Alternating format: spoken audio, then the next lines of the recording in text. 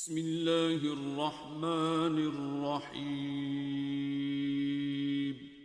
شروع اللہ کے نام سے جو بڑا مہربان نہایت رحم والا ہے۔ والمبعوث رحمۃ للعالمین وحجت اللہ علی الخلق اجمعین سیدنا محمد وعلی آلہ واہل بیتہ واصحابہ واتباعہ باحسان الی یوم الدین۔ اشہد ان لا الہ الا اللہ وحدہ لا شریک لہ واشہد ان محمدا عبدہ ورسولہ وبعد۔ قال اللہ تبارک و تعالی ان هذا القرآن يهدي للتي هي اقوم ويبشر المؤمنين الذين يعملون الصالحات ان لهم اجرا كبيرا۔ فضیلت مآب علماء کرام، عزت مآب احباب گرامی، حاضرین ذی وقار اور انتہائی لائق تکریم اور قابل احترام وہ سعادت مند بیٹے جنہوں نے حفظ قرآن کی تکمیل کی ہے اور اپنے سینوں میں قرآن مجید کو، کلام اللہ کو محفوظ کیا ہے، اور دیگر طلبہ جو شعبہ حفظ القرآن میں اس ادارے کے اندر زیر تعلیم ہے۔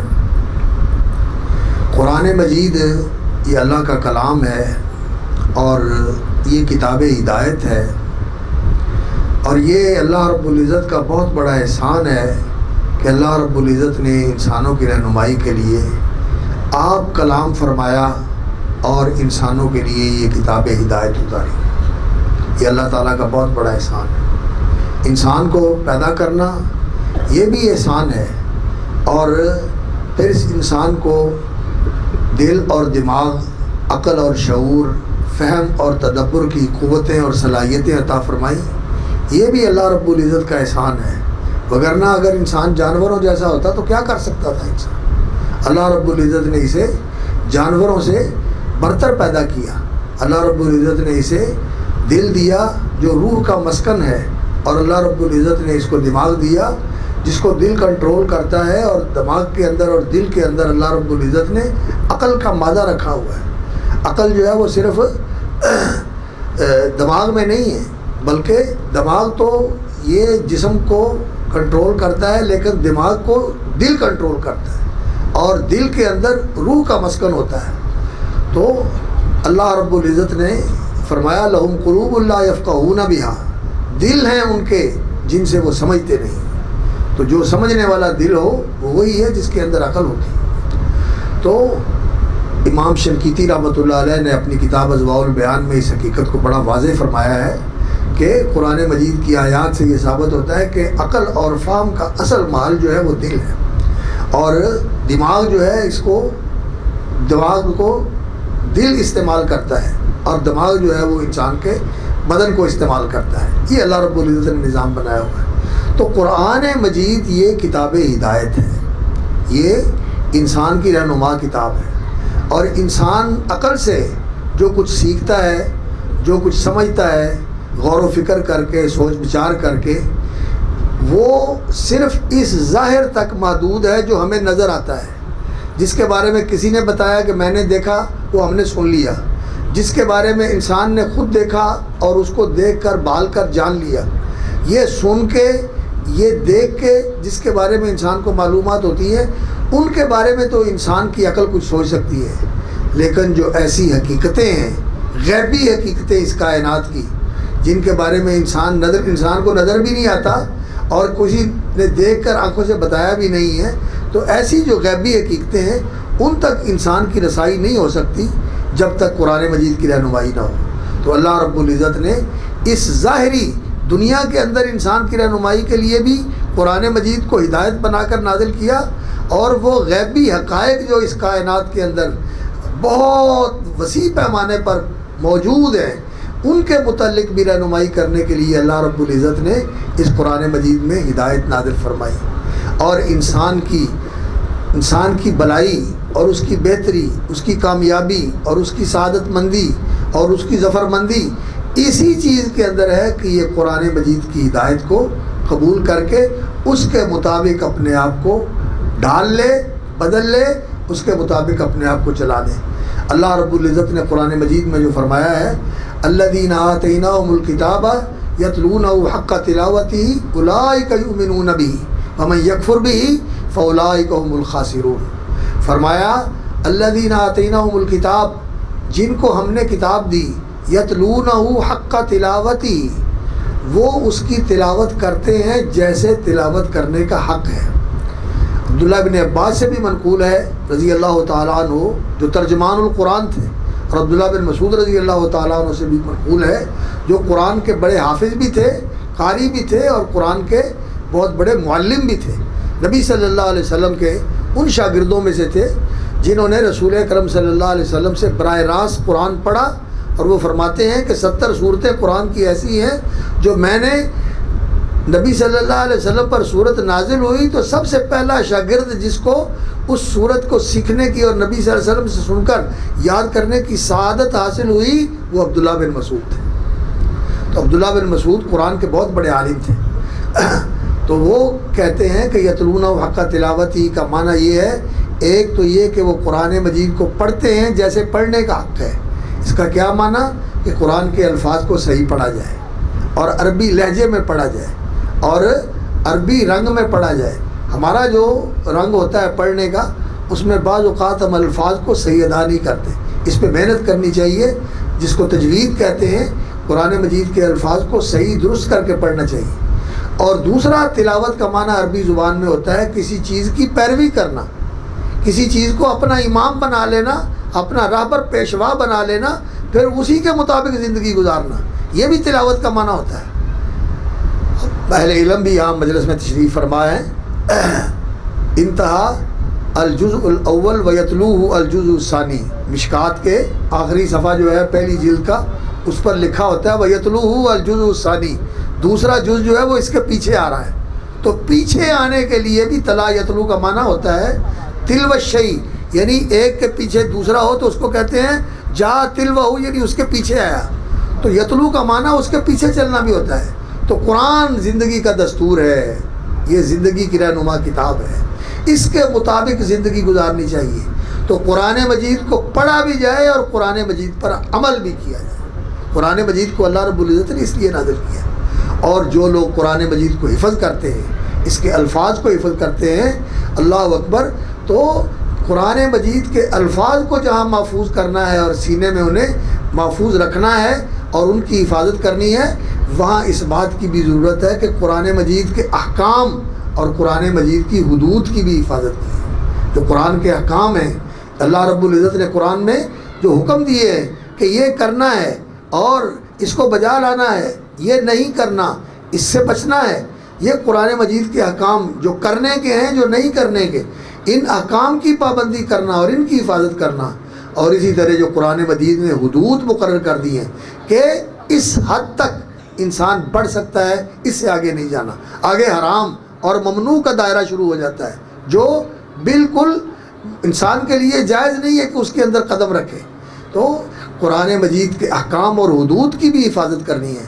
اللہ رب العزت ان بیٹوں کو توفیق عطا فرمائے کہ یہ قرآن کے حروف کی بھی حفاظت کریں اور قرآن کے احکام اور قرآن کی حدود کی بھی حفاظت کریں، اور قرآن مجید کو پڑھتے رہیں، بہت زیادہ تکرار کے ساتھ اس کی تلاوت کرتے رہا کریں، بلکہ میں کہوں گا کہ دونوں کام کیا کریں۔ قرآن مجید سنا بھی کریں اچھے قاری کا، قرآن مجید موبائل میں بھی، یا وہ قرآن پین والا قرآن جو ہے وہ لے لے اور اس کے ڈیوائس کے ساتھ قرآن مجید کا جو اچھا پڑھنے والا قاری ہو اس کی تلاوت سنا کریں۔ اس کی تلاوت سننے سے انسان کو قرآن یاد بھی ہوتا ہے، ضبط بھی ہوتا ہے، اور لہجہ بھی اچھا بنتا ہے۔ تو قرآن ڈیوائس لے لیں، اللہ رب العزت آپ کو برکت دے اور آسانی فرمائے، تو اس کے ذریعے قرآن سنا بھی کریں، اور پھر جو سنا ہے اس کو زبانی دہرایا بھی کریں۔ ویسے تلاوت کے لیے تو نبی صلی اللہ علیہ وسلم نے یہ فرمایا ہے کہ جو یہ چاہتا ہے کہ وہ اللہ رب العزت سے محبت کرے تو اس کو چاہیے قرآن کھول کر پڑھے، قرآن کھول کر پڑھے، کہ میرے اللہ کا کلام لکھا ہوا ہے، آنکھیں دیکھ دیکھ کے روشن ہو رہی ہیں، اور جب انسان کی زبان سے قرآن کے الفاظ نکلتے ہیں تو نیکیاں لکھی جاتی ہیں۔ اللہ بھی بندے کا قرآن سنتا ہے سبحانہ و تعالی جیسے اس کی شان کے شایع ہے. اللہ اکبر. حدیث میں آتا ہے کہ کوئی چیز اللہ رب العزت ایسے نہیں سنتے جتنا قرآن پڑھنے والے خوبصورت قاری کا قرآن سنتے ہیں.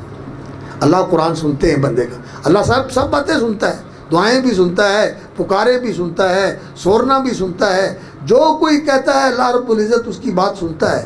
اللہ جانتا ہے اور سنتا ہے. لیکن قرآن کو اللہ رب العزت بڑے اہتمام کے ساتھ سنتے ہیں کہ یہ میرا کلام پڑھ رہا ہے. اور قرآن پڑھنے والے کے منہ پر فرشتہ اپنا منہ رکھ دیتا ہے, اس کا منہ چومتا ہے فرشتہ کہ اس منہ سے اللہ کا قرآن پڑھا جا رہا ہے. تو قرآن پڑھنا جو ہے یہ بہت بڑی سعادت ہے.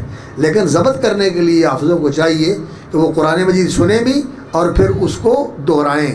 اور پھر رسول اکرم صلی اللہ علیہ وسلم نے فرمایا ہے کہ قرآن مجید کو محفوظ کرنے کے لیے جو سب سے مؤثر طریقہ ہے, حافظ میری بات سن رہے ہیں نا, ہاں, سب سے مؤثر طریقہ ہے کہ وہ قرآن مجید نمازوں میں پڑھا جائے.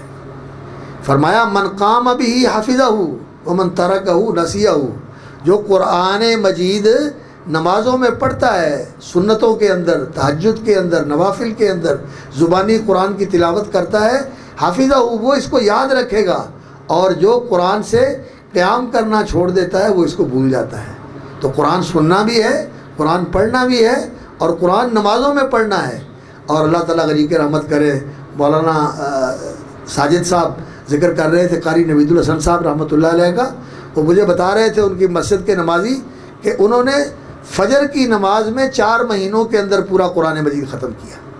پورا قرآن انہوں نے 4 مہینوں کے اندر فجر کی نماز میں سارا قرآن سنایا. لوگ کہتے تھے کہ ہم فجر کی نماز ان کے پیچھے پڑھنے کے لیے آتے تھے کہ قرآن کی تلاوت سنیں. تو اللہ رب العزت نے بڑا انہیں لحن داودی عطا فرمایا تھا اور حسن صوت کے ساتھ نوازا تھا. اللہ ان کا قرآن پڑھنا اور سنانا قبول فرمائے اور قرآن کو ان کا ساتھی بنائے. جیسے زندگی میں وہ جب بھی میرے ساتھ سفر میں کہیں ہوتے تھے, ہم کئی دفعہ جب اکٹھے جاتے تھے تو وہ قرآن مجید ہی سنتے رہتے تھے, یا پڑھتے رہتے تھے یا سنتے رہتے تھے. تو قرآن کے ساتھ ایسا ساتھ ہونا چاہیے انسان کا کہ انسان قرآن مجید کے ساتھ جڑا رہے. اور یہ قرآن کا ساتھ جو ہے, جس نے قرآن کے ساتھ اپنا ساتھ پکا کر لیا, قرآن کو اپنا ساتھی بنا لیا, قرآن کو اپنا ہم نفس بنا لیا کہ اس کی سانسوں میں قرآن ہے. اللہ اکبر. شیخ صاحب بتا رہے تھے نا کہ قرآن پڑھتے ہوئے ان کے سانس ختم ہو گئے. اللہ اکبر. قاری عبد المتین صاحب کے. تو جو اپنا قرآن کو اپنا ہم نفس بنا لیتا ہے, تو رسول اکرم صلی اللہ علیہ وسلم نے فرمایا پھر قیامت والے دن ایسا ہوگا کہ جب انسان قبر سے نکلے گا تو یہ قرآن کا قاری, قرآن کا حافظ بھی قبر سے نکلے گا, اور یہ جو اس کا قرآن پڑھنا ہے اللہ رب العزت اس عمل کو وجود دے دے گا. اس عمل کو اللہ تعالیٰ وجود دے دے گا, اور وہ مجسم ہو کر اس کا عمل قرآن جو اس نے پڑھا, جو اس نے یاد کیا, اللہ تعالیٰ اس کو وجود بخش دیں گے. تو یہ اس کی قبر سے نکلنے کے بعد اس کا استقبال کرے گا. تو وہ اس کو دیکھے گا تو اس حال میں دیکھے گا کہ اس کا رنگ اڑا ہوا ہے. اصل میں اپنا رنگ اڑا ہوا ہے. قبر سے نکلے گا, اتنا خوف اور اتنی دہشت اور اتنی ہراسمنٹ ہوگی وہاں, اتنا زیادہ انسان ہراساں ہوگا, خوف زدہ ہوگا کہ پتہ نہیں کیا بنے گا. اللہ اکبر. کدھر جانا ہے, کیا بنے گا. ہر کوئی نفسا نفسی کے عالم میں مبتلا ہوگا اور کسی کو کسی کی ہوش نہیں ہوگی. جیسا کہ رسول اکرم صلی اللہ علیہ وسلم نے فرمایا یحشر الناس حفاتن عراتن غرلن. اللہ اکبر. لوگ کل قیامت کے دن اکٹھے کیے جائیں گے, جسم ننگے ہوں گے, اور لوگ پاؤں سے بھی ننگے ہوں گے. حفاتن عراتن غرلا, اور بے ختنہ ہوں گے لوگ. جیسے ماں کے پیٹ سے پیدا ہوئے تھے اسی طرح اس زمین کے پیٹ سے دوبارہ نکلیں گے. جب حضرت عائشہ رضی اللہ تعالیٰ عنہ نے یہ سنا تو فرمانے لگی یا رسول اللہ, لوگ ننگے ہوں گے, ایک دوسرے کو ننگا دیکھ کے لوگوں کو شرم نہیں آئے گی, لوگ پریشان نہیں ہوں گے. تو رسول اکرم صلی اللہ علیہ وسلم نے فرمایا الامر اشد من ذالک. عائشہ, وہ دن ایسا خوفناک ہوگا کسی کو یہ خیال نہیں ہوگا کہ ننگا کون ہے اور کپڑے کس نے پہنے ہوئے ہیں. کسی کو خبر ہی نہیں ہوگی تو کس حالت میں ہے. تو بڑا خوفناک دن ہوگا اور بڑی دہشت کا عالم ہوگا. تو رسول اکرم صلی اللہ علیہ وسلم نے فرمایا قرآن اس کا استقبال کرے گا. قرآن آگے سے آ کے اس کا استقبال کرے گا. تو وہ اس کو پوچھے گا کہ تو کون ہے, من انتا. تو وہ کہے گا انا صاحب کل قرآن, میں تیرا ساتھی قرآن. میں تیرا ساتھی قرآن ہوں. اور قرآن کہے گا اس کو اللہ اکبر کل تاجر من وراء تجارتی، ہر تجارت کرنے والا اپنی تجارت سے فائدے کی توقع رکھتا ہے. وہ سمجھتا ہے کہ میں نے تجارت کی ہے، اس تجارت سے اللہ تعالیٰ مجھے نفع دے گا. وَأَنْتَ الْيَوْمَ مِنْ وَرَاءِ كُلِّ تِجَارَةٍ، لیکن تو نے جو زندگی میں تجارت کی ہے وہ ساری تجارتوں سے بڑھ کر. اللہ نے قرآن مجید میں کیا فرمایا؟ إِنَّ الَّذِينَ يَتْلُونَ كِتَابَ اللَّهِ وَأَقَامُوا الصَّلَاةَ وَأَنفَقُوا مِمَّا رَزَقْنَاهُمْ سِرًّا وَعَلَانِيَةً يَرْجُونَ تِجَارَةً لَن تَبُورَ. فرمایا إِنَّ الَّذِينَ يَتْلُونَ كِتَابَ اللَّهِ، جو لوگ اللہ کا قرآن پڑھتے ہیں، وَأَقَامُوا الصَّلَاةَ اور نماز قائم کرتے ہیں، وَأَنفَقُوا مِمَّا رَزَقْنَاهُمْ سِرًّا وَعَلَانِيَةً اور جو ہم نے انہیں دیا ہے اس میں سے کھلا بھی خرچ کرتے ہیں، چھپا کر بھی خرچ کرتے ہیں. کھلے بھی خرچ کرتے ہیں یعنی لوگوں کے سامنے، اور چھپا کر بھی خرچ کرتے ہیں. یرجون تجارت لن تبور، وہ اس تجارت کے امیدوار اور اس تجارت کی آرزو رکھتے ہیں لن تبور، جس میں گھاٹا اور نقصان ہے ہی نہیں. قرآن پڑھنا یہ ایسی تجارت ہے. اللہ اکبر. پہلے دن جس دن بچہ آ کے قرآنی قاعدہ لے کے الف با پڑھنا شروع کرتا ہے، پہلی تختی ختم کرتا ہے، الف لام الف با الف تا الف نون الف ثا الف، جب یہ الفاظ قرآن مجید کے 1 سے 2 اور 2 سے 3 اور 3 سے 4 اس طرح کے الفاظ جو قرآنی ہیں یہ پڑھنے شروع کر دیتا ہے، اسی وقت سے اس کی کمائی شروع ہو جاتی ہے. چھوٹا بچہ 4 سال کا، 5 سال کا، 6 سال کا قرآن مجید پڑھنا شروع کرتا ہے، کمائی شروع ہو جاتی ہے. کوئی ہے دنیا کی ایسی تعلیم جس کے اندر انسان پہلے دن سکول میں گیا تو کمائی شروع ہو جائے؟ یا قرآن کی تعلیم کے علاوہ اور کوئی تعلیم نہیں.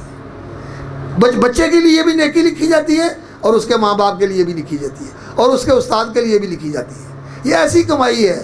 لوگ کماتے ہیں اپنے لیے، یہ کماتا ہے اپنے لیے بھی، اپنی ماں کے لیے بھی، اپنے باپ کے لیے بھی، اپنے دادے کے لیے بھی، اپنی دادی کے لیے بھی، اپنے نانے کے لیے بھی، اپنی نانی کے لیے بھی، اور اوپر جتنے آدم علیہ السلام تک اس کی نسل میں اہل ایمان اور اہل توحید اور مسلمان تھے، ان سب کو اس کی نیکیوں کا حصہ ملتا ہے. ایسی بڑی تجارت کوئی ہے دنیا کے اندر؟ کتنی بڑی سعادت کی بات ہے. اللہ اکبر. تو بڑے خوش نصیب ہیں وہ والدین جو اپنے بچوں کو قرآن پڑھنے پہ لگاتے ہیں. اور ماشاءاللہ ان بچوں نے جنہوں نے حفظ کیا قرآن مجید، ان کے والدین یہاں موجود ہوں گے، تو میں آپ سے یہ درخواست کرتا ہوں کہ آپ ان کو اللہ کے لیے وقف کر دیں.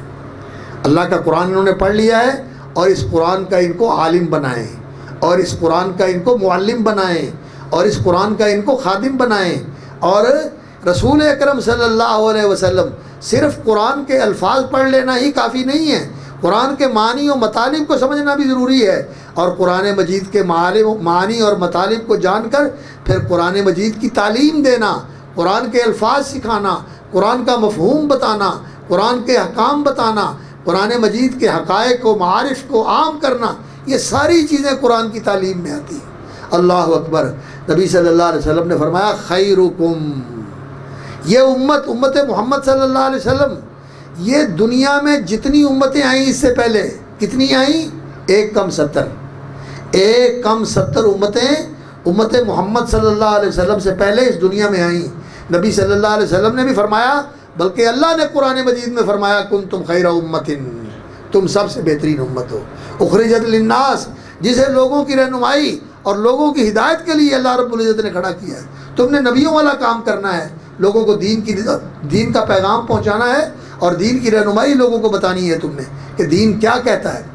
تو اس وجہ سے یہ امت ساری امتوں میں بہترین امت ہے. اور اس امت کا سب سے بہترین طبقہ کون سا ہے؟ وہ حضرت عثمان رضی اللہ تعالیٰ عنہ کی حدیث جو وہ بیان کرتے ہیں رسول اکرم صلی اللہ علیہ وسلم سے نقل کرتے ہوئے کہ آپ صلی اللہ علیہ وسلم نے فرمایا خیرکم من تعلم القرآن خیرکم من تعلم القرآن وعلمہ، تم میں سب سے بہترین وہ ہے جس نے قرآن سیکھا اور پھر اس نے قرآن سکھایا. امت محمد صلی اللہ علیہ وسلم ساری امتوں میں افضل، اور امت محمد صلی اللہ علیہ وسلم میں سارے امتیوں میں جو افضل لوگ ہیں وہ قرآن مجید کے سیکھنے والے اور سکھانے والے. اور نبی صلی اللہ علیہ وسلم صحابہ کو قرآن سکھاتے تھے، اور صحابہ نے حضرت عمر رضی اللہ تعالیٰ عنہ نے بھی بڑی عمر میں 28-29 سال کی عمر میں مسلمان ہوئے حضرت عمر رضی اللہ تعالیٰ عنہ، بلکہ اس کے بھی بعد 36-35 سال کی عمر میں تو انہوں نے قرآن مجید حفظ کیا۔ حضرت ابوبکر صدیق رضی اللہ تعالیٰ عنہ کی بھی عمر نبی صلی اللہ علیہ وسلم کی طرح، نبی صلی اللہ علیہ وسلم کو تو خیر اللہ نے پڑھایا، اللہ نے آپ پر کتاب اتاری اور فرمایا انا علینا جمعہ و قرآنہ، اس کو آپ کے سینے میں محفوظ کر دینا اور آپ کی زبان پہ جاری کر دینا، یہ ہمارے ذمہ ہے۔ اور اللہ نے فرمایا سنقرئک فلا تنسیٰ، ہم آپ کو ایسا پڑھائیں گے کہ آپ بھولیں گے نہیں۔ تو اللہ نے نبی صلی اللہ علیہ وسلم کو بھی بڑی عمر میں پڑھایا اور نبی صلی اللہ علیہ وسلم نے صحابہ کو پڑھایا، اس لیے بڑی عمر میں بھی انسان قرآن مجید کو صحیح پڑھ کے اس کو یاد کرنے کی کوشش کرے۔ اور یہ بچے جنہوں نے حفظ کیا ہے، آپ نے اس کو یاد کیا ہے تو اس کو یاد رکھیں، اس کو یاد رکھیں۔ تو رسول اکرم صلی اللہ علیہ وسلم نے فرمایا جو قرآن سیکھے اور قرآن سکھائے وہ سب سے بہترین ہے۔ اسی لیے حضرت عثمان رضی اللہ تعالیٰ عنہ حالانکہ بہت بڑے تاجر تھے اور اللہ نے بڑی ان کو مالی وسعت عطا فرمائی تھی، اور وہ قرآن مجید کے معلم تھے، لوگوں کو قرآن کی تعلیم دیا کرتے تھے، خلیفہ وقت بھی تھے اور قرآن کی تعلیم بھی دیتے تھے۔ حضرت علی رضی اللہ تعالیٰ عنہ بھی قرآن پڑھاتے تھے، حضرت زید بن ثابت، ابی بن کعب، عبداللہ بن مسعود اور اسی طرح ابو موسیٰ اشعری، یہ حضرات قرآن مجید کی تعلیم دیتے تھے۔ تو یہ سب سے اونچے لوگ ہیں جو قرآن پڑھنے والے اور قرآن پڑھانے والے۔ اور نبی صلی اللہ علیہ وسلم نے فرمایا کہ اللہ اکبر، انا للہ اہلین من الناس، لوگوں میں سے کچھ ایسے ہیں جو اللہ کہتا ہے یہ میرے ہیں، لوگوں میں کچھ ایسے ہیں اللہ فرماتے ہیں کہ وہ میرے ہیں، ہم اہل القرآن اہل اللہ و خاصتہ، یہ جو قرآن والے ہیں اللہ فرماتے ہیں یہ خاص میرے ہیں، یہ خاص میرے ہیں، قرآن والے اللہ والے ہیں، ان کی تکریم بھی کرنی چاہیے، ان کا احترام بھی کرنا چاہیے، اور عالم کا بھی احترام کرنا چاہیے اور قاری قرآن کا بھی احترام کرنا چاہیے۔ ویسے ہم جس نے انجینئرنگ پڑھی ہو، جس نے ڈاکٹری پڑھی ہو، اس کی تو بڑی عزت کرتے ہیں اور بڑا ایسے سر اٹھا کے دیکھتے ہیں کہ واہ یہ انجینئر صاحب ہیں، یہ ڈاکٹر صاحب ہیں، یہ سائنٹسٹ ہے، اس نے مقابلے کا امتحان پاس کر لیا اور اس کو فوج میں کمیشن مل گیا ہے، یا یہ پولیس میں چلا گیا ہے، یا یہ جج بھرتی ہو گیا، یہ ہو گیا وہ ہو گیا، تو ہم بڑا خوش ہو کے دیکھتے ہیں۔ لیکن یقین جانیے اصل علم جو ہے اور بہترین لوگ وہ ہے جو قرآن مجید پڑھنے والے ہیں، ان کی عزت کرنی چاہیے۔ تو میں حدیث آپ کو سنا رہا تھا کہ قرآن مجید اس سے کہے گا کہ آج تیری تجارت ہے یہ ساری تجارتوں سے بڑھ کر ہے، تو قرآن مجید اس کا ہاتھ پکڑے گا اور ہاتھ پکڑ کے اللہ کی بارگاہ میں لے جائے گا اور اللہ کی بارگاہ میں جا کے عرض کرے گا اللہ میں تیرا کلام ہوں، میں قرآن تیرا کلام ہوں اور یہ میرا پڑھنے والا، میرے مطابق عمل کرنے والا ہے، یا اللہ آج میں درخواست کرتا ہوں تجھ سے کہ تو اس کی عزت بڑھا، اس کی شان بڑھا اور لوگوں کو بتا کہ یہ کتنا اونچا ہے۔ اللہ اکبر۔ صحیح مسند امام احمد کی صحیح حدیث ہے، اور بھی حدیث کی کتابوں میں منقول ہے یہ۔ تو رسول اکرم صلی اللہ علیہ وسلم نے فرمایا کہ قرآن کہے گا تو اللہ رب العزت پھر کیا کریں گے؟ دو حدیثیں میں ان کو جمع کر کے آپ کو سنا رہا ہوں۔ رسول اکرم صلی اللہ علیہ وسلم نے فرمایا قرآن کی سفارش پر نبی صلی اللہ علیہ وسلم نے فرمایا القرآن شافع مشفع، یجیء القرآن شافع لاصحابہ، کل قیامت والے دن قرآن اپنے ساتھیوں کی اور اپنے پڑھنے والے اور عمل کرنے والوں کا سفارشی بن کے آئے گا، اور قرآن ایسا سفارشی ہے جس کی سفارش قرآن نے کر دی اللہ تعالیٰ اس کی نجات کا فیصلہ کر دے، اور جہاں قرآن ایسا سفارشی ہے کہ اس کی سفارش پہ انسان کی نجات کا فیصلہ ہو جائے گا، وہاں جس کے خلاف قرآن نے دعویٰ دائر کر دیا اس کو سزا ہو جائے گی۔ ماحل مصدق، قرآن مجید وہ دعوے دار ہے، وہ مدعی ہے، وہ فریق مخالف ہے جس کے خلاف قرآن کھڑا ہو گیا، پھر اس کے چھوٹنے کی کوئی گنجائش نہیں۔ حدیث میں آتا ہے رسول اکرم صلی اللہ علیہ وسلم نے فرمایا جو کوئی بھی نیکی کرنے والا ہے جس کے دل میں ذرہ برابر بھی ایمان تھا اور جس نے ایمان ہی صرف اس کے پاس ہے، کوئی عمل بھی نہیں کر سکا، لم یعمل خیرن قطو، اس کو بھی جہنم سے نکال لو۔ نبی بھی سفارش کریں گے، علماء بھی سفارش کریں گے، شہید بھی سفارش کریں گے، فرشتے بھی سفارش کریں گے، پھر اللہ رب العزت ان کو نکالیں گے، اور فرشتوں کو حکم ہوگا کہ اس کو بھی نکال لو جس کے دل میں ذرہ برابر ایمان ہے۔ تو پھر اللہ رب العزت فرمائیں گے آپ دیکھو جہنم میں، تو پھر یہ حکم، پھر فرشتے یہ کہیں گے اب تو صرف جہنم میں وہی رہ گئے ہیں جن کو قرآن نے روکا ہوا ہے، قرآن کی مخالفت کرنے والے، قرآن کی توہین کرنے والے، قرآن سے نعوذ باللہ ایسا لا تعلقی کا تعلق رکھنے والے کہ کبھی پرواہ نہیں کی کہ قرآن اللہ کی کتاب ہے اور ہماری رہنمائی کے لیے آئی ہوئی ہے۔ ایسے لوگ جو ہیں اللہ کے رسول بھی ان کے خلاف دعویٰ کر دیں گے، وقال الرسول یا ربی ان قوم اتخذوا هذا القرآن مہجورا، اللہ کے رسول بھی کہیں گے کہ یا اللہ انہوں نے قرآن کو چھوڑ دیا تھا، اور قرآن بھی کہے گا کہ یہ میری مخالفت کرتے رہے تھے، انہوں نے کبھی کھول کے ہی نہیں دیکھا۔ اور یاد رکھیں جو قرآن مجید سے اعراض کرتا ہے، اس کی ہدایت کو قبول نہیں کرتا اور اس کے احکام پر عمل نہیں کرتا اور اس کا بتایا ہوا طریقہ زندگی اختیار نہیں کرتا، اللہ رب العزت کا فیصلہ ہے قرآن مجید میں، من اعرض عن ذکری فإن له معیشۃ ضنکا، جو میرے ذکر سے منہ موڑے گا، میرے قرآن کو چھوڑے گا، فإن له معیشۃ ضنکا، اس کی یہ زندگی تنگی کی زندگی ہوگی، اس کی پوری نہیں پڑے گی، مہنگائی اور قلت اسباب کی اور حالات کی تنگی یہ اس کا مقدر ہوں گے، اور کبھی سکون آرام کی زندگی اسے نصیب نہیں ہوگی۔ یہ تو دنیا میں ہے، اور قبر میں حدیث اسی آیت کی تفسیر کرتے ہوئے نبی صلی اللہ علیہ وسلم نے فرمایا کہ اس کو قبر کے اندر قبر اس طرح بھیج دے گی کہ پسلیاں ایک دوسرے کے اندر اس طرح پیوست ہو جائیں گی، پسلیاں ایک دوسرے کے اندر دھنس جائیں گی، یعنی جیسے شکنجے میں چیز کو ڈال کے پریس نہیں کر دیا جاتا، قبر اس کو اس طرح پریس کر دے گی۔ اللہ اکبر، یہ قرآن چھوڑنے کا نتیجہ ہے۔ اس لیے قرآن سے تعلق جوڑو، قرآن سمجھا کرو، قرآن سمجھ کے پڑھا کرو، قرآن پر عمل کیا کرو، قرآن کو اپنا رہبر اور امام بنا لو۔ حدیث میں آتا ہے من جعلہ امامہ، جو قرآن کو آگے رکھے، اس کے مطابق چلے، قرآن اس کا ہاتھ پکڑ کے جنت میں لے جائے گا۔ ومن جعلہ وراء ظہرہ، اور جس نے قرآن کو پس پشت ڈال دیا، پیچھے پھینک دیا، کبھی دیکھا ہی نہیں۔ ویسے لوگ قرآن کو پیٹ کرنے سے بڑا پرہیز کرتے ہیں، لیکن ویسے ساری زندگی قرآن کے مطابق عمل کرنے کی توفیق نہیں۔ ٹھیک ہے، ادب بھی کرنا چاہیے قرآن مجید کا، لیکن اصل ادب یہ ہے کہ قرآن مجید کو اپنی کتاب ہدایت بناؤ، رہنما کتاب بناؤ، اس کے مطابق زندگی گزارو۔ تو خیر عرض میں یہ کر رہا تھا کہ قرآن سفارشی بن کے آئے گا، تو قرآن کی سفارش پر جب اس کی عزت افزائی ہوگی تو نبی صلی اللہ علیہ وسلم نے فرمایا، قرآن کہے گا یا اللہ اس کی عزت بڑھا، اس کو تاج پہنایا جائے گا، اور پھر قرآن کہے گا یا اللہ اس کی اور عزت بڑھا۔ عزت کا تاج سر پہ ہے جیسے بادشاہوں کو پہنایا جاتا ہے، لیکن وہ تاج ایسا ہوگا ساری دنیا اس کی قیمت نہیں بن سکتی، اتنا قیمتی تاج ہوگا، ہیرے جواہرات کا نہیں۔ اللہ ہی بہتر جانتا ہے وہ کس چیز کا تاج ہوگا، جو ہیرے جواہرات بھی اس کی قیمت نہیں بن سکتے، وہ عزت کا تاج پہنایا جائے گا۔ قرآن کہے گا یا اللہ اس کی اور عزت بڑھا، تو رسول اکرم صلی اللہ علیہ وسلم نے فرمایا اللہ پاک اس کو عزت کا لباس پہنا دیں گے، عزت کا لباس پہنا دیں گے۔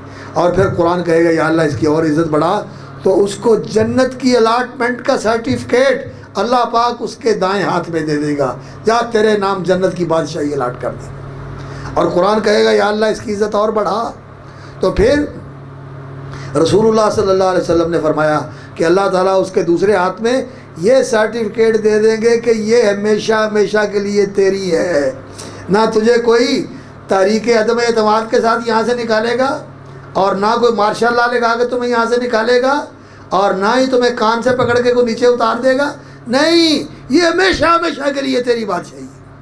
یہ تو ہے صاحب قرآن کی عزت، اور جو صاحب قرآن کے والدین ماجدین ہیں، والدین کریمین ہیں، ان کی بھی بڑی عزت ہے۔ رسول اللہ صلی اللہ علیہ وسلم نے فرمایا، رسول اللہ صلی اللہ علیہ وسلم نے فرمایا اللہ اکبر، قرآن لایا جائے گا، اور جس نے قرآن کو پڑھا اور قرآن پر عمل کیا، اس کے والدین کو لوگوں کے سامنے کھڑا کیا جائے گا، اماں کو بھی اور ابا کو بھی، اللہ اکبر، اور ان کی تاج پوشی اور ان کی عزت افزائی ہوگی۔ رسول اکرم صلی اللہ علیہ وسلم نے فرمایا ان کو جو تاج پہنایا جائے گا وہ اتنا عظیم تاج ہوگا کہ ساری دنیا اس کی قیمت نہیں بن سکتی، اور سورج سے زیادہ تابناک اور روشن ہوگا، سورج سے زیادہ تابناک اور روشن تاج ہوگا، اللہ اکبر۔ اس کی والدہ کے سر پہ بھی تاج رکھا جائے گا، اور اس کے والد گرامی کے سر پہ بھی تاج رکھا جائے گا۔ مبارک ہو حافظ کو بھی، حافظوں کو بھی، اور مبارک ہو ان کے والدین کو بھی، اور مبارک ہو ان کے اساتذہ کو، ان کے استاد مکرم کو بھی، جنہوں نے انہیں قرآن پڑھایا ہے۔ انشاءاللہ ان کی بھی بڑی عزت افزائی ہونے والی ہے، بڑی تکریم ہونے والی ہے۔ تو والدین کی بھی تکریم کی جائے گی، اور وہ کہیں گے بیما کسینا ھذا، یہ جو لباس عزت کا فاخرہ، عزت فاخرہ اور یہ خلعت فاخرہ ہمیں پہنائی گئی ہے، اس کا سبب کیا ہے؟ تو انہیں کہا جائے گا بے اخذ ولدکم القرآن، یہ اس لیے کہ تمہارے بیٹے نے تمہارے کہنے پر، تمہاری ترغیب پر، تمہاری قربانی دینے پر قرآن پڑھا تھا. تمہارے بیٹے کے قرآن کی وجہ سے اللہ نے تمہیں یہ عزت دی ہوئی. تو یہ بڑی سعادت کی بات ہے. اللہ رب العزت ہمارے بچوں کو اللہ اکبر قرآن سے جڑنے کی توفیق عطا فرمائے، اور جن بچوں نے حفظ کیا انہیں اس کے حروف کی حفاظت کی بھی توفیق دے، احکام اور حدود کی حفاظت کی بھی توفیق دے، اور اس کو ساری زندگی یقوم بھی قام بھی قرآن کے ساتھ کھڑے ہونا ہے، نمازوں میں بھی پڑھنا ہے اور زندگی کے اندر عمل بھی اس کے اوپر کرنا ہے، قرآن کی مخالفت نہیں کرنی. اور قرآن آپ کی زبان پہ ہوتا ہے، بیٹا اس زبان کو پاک رکھو، اس پہ گندا بول نہیں آنا چاہیے، اس پہ جھوٹ نہیں آنا چاہیے. انسان پھر اپنی زبان کو پاک رکھے اور اپنا عمل قرآن کے مطابق بنائے، تاکہ ایسا نہ ہو کہ قرآن انسان کے خلاف گواہی دے دے کہ سینے میں قرآن تھا، زبان پہ قرآن تھا، ذہن میں قرآن تھا، اور پھر اس کی مخالفت کرتا تھا. تو قرآن نے اگر انسان کے خلاف گواہی دے دی تو بہت خطرناک صورتحال ہے. اس لیے قرآن کے مطابق عمل کریں. اور اللہ رب العزت سے میں دعا کرتا ہوں کہ ہمارے محترم حاجی اسماعیل صاحب اور ان کے بھائی اور ان کی فیملی اور ان کے رفقا ماشاءاللہ جس خلوص اور جس محبت، جس شوق اور جس لگن کے ساتھ یہ ادارہ چلا رہے ہیں، اللہ تعالیٰ اس میں برکت فرمائے، ان کو جزائے خیر عطا فرمائے. اور ہمارے قاری صاحب جو ماشاءاللہ یہاں روح رواں ہیں اور جو بڑی محبت سے یہاں خدمت سر انجام دے رہے ہیں اور دن رات اس کی ترقی اور اس کی بہتری کے اندر سرگرم ہیں، اللہ تعالیٰ ان کے علم میں بھی، ان کی عمر میں بھی، ان کے فضل میں بھی اور ان کے نیکی تقوی میں بھی اللہ رب العزت بہت برکت اور ترقی عطا فرمائے. اور جتنے بھی یہاں آئے ہیں قرآن کی محبت میں اور قرآن پڑھنے والے بچوں کی تکریم کے لیے کہ ان کی عزت افزائی ہو رہی ہے، ان کی حوصلہ افزائی ہو رہی ہے، اس کے لیے تشریف لائے ہیں. اللہ تعالیٰ ہم سب کو جنت میں اکٹھا فرما دے. اور بھائیوں، قرآن یہ رسی ہے، قرآن یہ رسی ہے، یہ وہ رسی ہے جس کا ایک سرا اللہ کے ہاتھ میں ہے اور ایک تمہارے ہاتھ میں ہے. اس کو پکڑ لو، یہ تمہیں اللہ کے ساتھ جوڑ دے گی. اس کو امام بنا لو، یہ تمہیں جنت میں لے جائے گی. اور زندگی کا اس کو دستور حیات بنا لو، سپریم لا بنا لو زندگی کا، تمہارے سارے مسئلے حل ہو جائیں گے.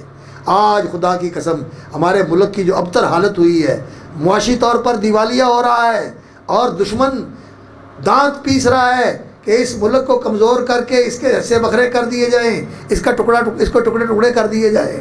اور اللہ اکبر، ہمارے دشمن جو ہے اس ملک کو کمزور کرنے والے، پہلے معاشی طور پر کمزور کیا جاتا ہے، پھر امن و امان کے حوالے سے قتل و غارت اور افراتفری اور خانہ جنگی اس کو بڑھایا جاتا ہے، اس کو پھیلایا جاتا ہے، اور پھر اس کے بعد بیرونی قوتیں مداخلت کر کے قابض ہو جاتی ہیں اور قوموں اور نسلوں کو غلام بنا لیتی ہیں. اللہ نہ کرے کہ ہمارے ملک پہ ایسا وقت آئے. اللہ تعالیٰ ہماری حفاظت فرمائے. اللہ ہمیں قرآن کے جھنڈے کے نیچے آ کر، قرآن کو بالادست قانون بنا کر، سب سے سپریم لا بنا کر، اور نبی صلی اللہ علیہ وسلم کی سنت کو قرآن مجید کے ساتھ اس ملک کا قانون اور دستور بنا کر نافذ کرنے کی توفیق عطا فرمائے.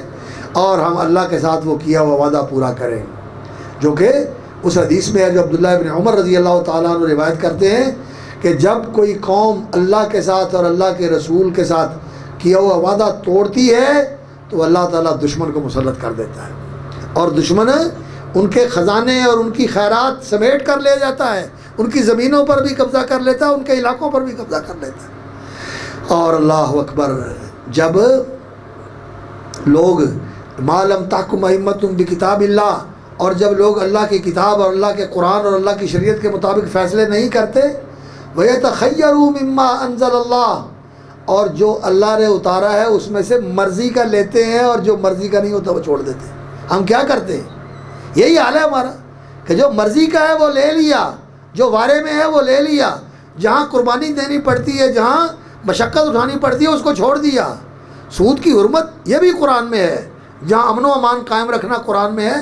یہ تو کہتے ہیں کہ زمین میں فساد نہ مچاؤ، لیکن یہ سود کے ذریعے جو فساد مچایا جاتا ہے یہ کوئی تھوڑا فساد ہے. سود ایک کا لاکھوں کے لیے مرگ مفاجات. وہ اقبال نے کہا تھا کہ ایک بندے کا سود جو ہے یہ لاکھوں انسان کے لیے موت کا پیغام ہوتا ہے. تو سودی معیشت کو ختم کرنا چاہیے، امن و امان بھی بحال رکھنا چاہیے، فساد بھی نہیں کرنا چاہیے. تو قرآن مجید جو ہے اس کی مخالفت کہ مرضی کا لے لیا اور مرضی کا جو مرضی کا نہ ہو اسے چھوڑ دیا. یہودیوں نے یہ کام کیا تھا، اپنی تورات کو اس طرح انہوں نے مرضی کے تابع کر دیا تھا اور پوری پابندی اس کے نہیں کرتے تھے. تو اللہ رب العزت نے پھر ان کو کیا کہا قرآن مجید میں؟ سورہ بقرہ ہے، پہلا سپارہ ہے، نصف ہو رہا ہے قرآن مجید میں سورہ بقرہ کا یہ پہلا سپارہ. افتؤمنون ببعض الکتاب وتکفرون ببعض، قرآن کا کتاب کا اللہ کی شریعت کا ایک حصہ لیتے ہو، اس کو مانتے ہو، اس پر ایمان لاتے ہو، وتکفرون ببعض، اور ایک حصے کا انکار کر کے اسے چھوڑتے ہو. فما جزاء من یفعل ذلک منکم، جو ایسا کرتا ہے اس کی کیا جزا ہے؟ فما جزاء من یفعل ذلک منکم، کوئی جزا نہیں ہے اس کی سوائے اس کے الا خزی فی الحیات الدنیا، دنیا کی ذلت، دنیا کی ناکامی، دنیا کی نامرادی، یہ اس کا مقدر ہے. جو قرآن سے، جو اللہ کی شریعت سے، جو اللہ کے دین سے جو جی میں آتا ہے لے لیتا ہے، اور جو جی میں آتا ہے وہ چھوڑ دیتا ہے، ان کے لیے ذلت و نامرادی، ناکامی اور ذلت کے سوا اور انحطاط اور زوال کے سوا اور کوئی چیز ان کا مقدر نہیں ہوتی. اللہ نے قرآن میں بتایا ہے. اگر ان کے لیے اللہ کا یہ قانون ہے تو ہمارے لیے یہ نہیں ہے. اور پھر یہیں پہ بس نہیں ہے کہ دنیا کی ذلت و نامرادی ہے، یہاں کی ناکامی اور رسوائی ہے، بلکہ الا خزی فی الحیات الدنیا و یوم القیامت یردون الی اشد العذاب، اور قیامت والے دن سخت ترین عذاب میں مبتلا کر دیے جائیں. اس لیے ہم دعا کرتے ہیں کہ اللہ تعالیٰ ہمارے ملک میں قرآن کا نظام لے آئے، سنت کا نظام لے آئے، اور ہمارے حکمرانوں کو اللہ توفیق عطا فرمائے کہ یہ اپنے سارے سیاسی اختلاف ختم کر کے اللہ کے دین کو نافذ کر دیں. انشاءاللہ اس ملک کے اندر انقلاب آ جائے گا، خیر و برکت کی فراوانی ہو جائے گی. جو آیت میں نے شروع میں پڑھی، ان ھذا القرآن یہدی للتی ہی اقوم، یہ قرآن مجید اس راہ کی رہنمائی کرتا ہے جو سیدھا راستہ ہے، کامیابی کا راستہ ہے، سلامتی کا راستہ ہے، امن کا راستہ ہے، خیر کا راستہ ہے، برکات کا راستہ ہے، عزت کا راستہ ہے، اور سربلندی اور سرفرازی کا راستہ ہے. قرآن اس راستے کی طرف رہنمائی کرتا ہے. یہدی للتی ہی اقوم ویبشر المؤمنین، اور اہل ایمان کو بشارت دیتا ہے. قرآن کس چیز کی بشارت دیتا ہے؟ کہ اللہ تمہاری مدد کرے گا. اللہ نے کیا کہا ہے؟ وَكَانَ حَقًّا عَلَيْنَا نَصْرُ الْمُؤْمِنِينَ، ہمارے ذمہ لازم ہے کہ ہم اہل ایمان کی مدد کرتے ہیں. وَلَن يَجْعَلَ اللَّهُ لِلْكَافِرِينَ عَلَى الْمُؤْمِنِينَ سَبِيلًا، اللہ کا وعدہ ہے کہ اللہ تعالیٰ کافروں کو مومنوں پر غلبہ نہیں دیتا. آج اگر کافر غالب ہیں تو ہمیں اپنے ایمان کی فکر کرنی چاہیے. قرآن کے ساتھ جو ہمارا ربط و تعلق ہے اس کا جائزہ لینا چاہیے، اور اس کو جائزہ لے کر اس سطح پہ لے کے آنا چاہیے جس سطح پہ نبی صلی اللہ علیہ وسلم کے صحابہ کا قرآن کے ساتھ تعلق تھا. ان کا قرآن کے ساتھ کیسا تعلق تھا؟ قرآن کی آیت اور قرآن کا حکم ان کے سامنے آ جاتا.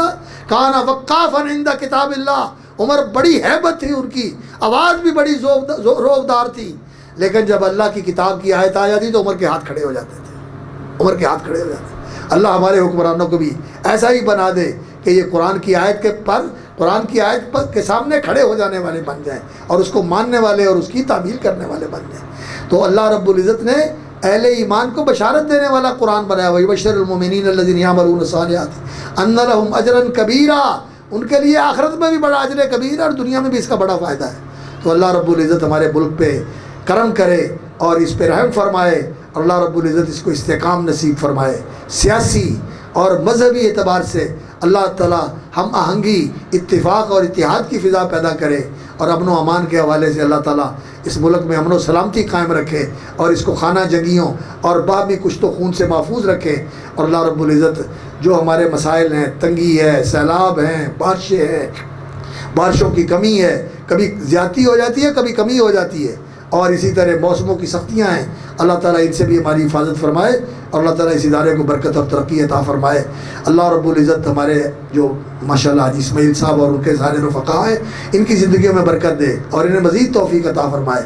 ماشاءاللہ انہوں نے بڑا خوبصورت کام کیا ہوا ہے. اللہ تعالیٰ اس کو وسعت اور برکت بھی عطا فرمائے، اس کو عظیم دین کا ادارہ بنائے، جہاں علماء تیار ہوں، جہاں مصلح تیار ہوں، جو امت کی اصلاح کرنے والے ہوں، اور امت کے اندر دین کی دعوت، توحید کی دعوت، سنت کی دعوت، اور اپنے اخلاق اور اپنے اعمال اور اپنے معاملات کو قرآن اور حدیث کے مطابق درست کر کے چلانے کی دعوت، یہ دعوت دینے والے اللہ تعالیٰ پیدا فرمائے. اور جو کچھ اللہ کی توفیق سے ہو رہا ہے اللہ اسے قبول فرمائے، اور آپ کا یہاں آنا اللہ رب العزت اپنی بارگاہ میں منظور و قبول فرما کر، وہ جو اس موقع پر نبی صلی اللہ علیہ وسلم نے بڑی بشارت بیان فرمائی، اللہ تعالیٰ ہم سب کو اس کا مصداق بنائے کہ اللہ رب العزت اس علم کی اور ذکر کی، قرآن اور حدیث کی مجلس میں آنے والوں کو، اللہ اکبر، فرشتوں سے پوچھتے ہیں یہ میرے بندے کس لیے آئے ہیں؟ فرشتے کہتے ہیں یہ تیرے لیے آئے ہیں. تو وہ پوچھتا ہے, اللہ رب العزت فرماتے ہیں انہوں نے مجھے دیکھا ہے؟ تو فرشتے کہتے ہیں یا اللہ انہوں نے تجھے دیکھا تو نہیں, تیرے اوپر تو بن دیکھے ایمان رکھتے. اللہ اکبر. فرمایا اگر یہ مجھے دیکھ لیں تو پھر فرمایا یہ تیرے لیے یا اللہ اور زیادہ سبحان اللہ کہنے والے, الحمدللہ کہنے والے, اللہ اکبر کہنے والے, لا الہ الا اللہ کہنے والے ہوں بہت زیادہ. فرمایا یہ مانگتے کیا ہے؟ فرمایا جنت مانگتے ہیں. فرشتے کہتے ہیں جنت مانگتے ہیں, اور یہ بچنا کس سے چاہتے ہیں؟ جہنم سے بچنا چاہتے ہیں. فرشتوں گواہ رہنا میں نے ان کو جنت دے دی اور جہنم سے آزاد کر دیا, جہنم سے آزاد کر دیا. اور پھر اللہ کی طرف سے اعلان ہوتا ہے کہ جاؤ میں نے تمہارے گناہ بخش دیے, بلکہ تمہارے گناہوں کو نیکیوں میں بدل دیا, اور جاؤ اللہ کی رحمتیں سمیٹ کر, اور تمہارا جانا بھی اللہ کی حفاظت میں اور اللہ کی رحمتوں کی چھاؤں میں ہوگا. اللہ رب العزت ہمارا یہ اجتماع ایسا ہی بنا دے. وآخر دعوانا الحمدللہ رب العالمین.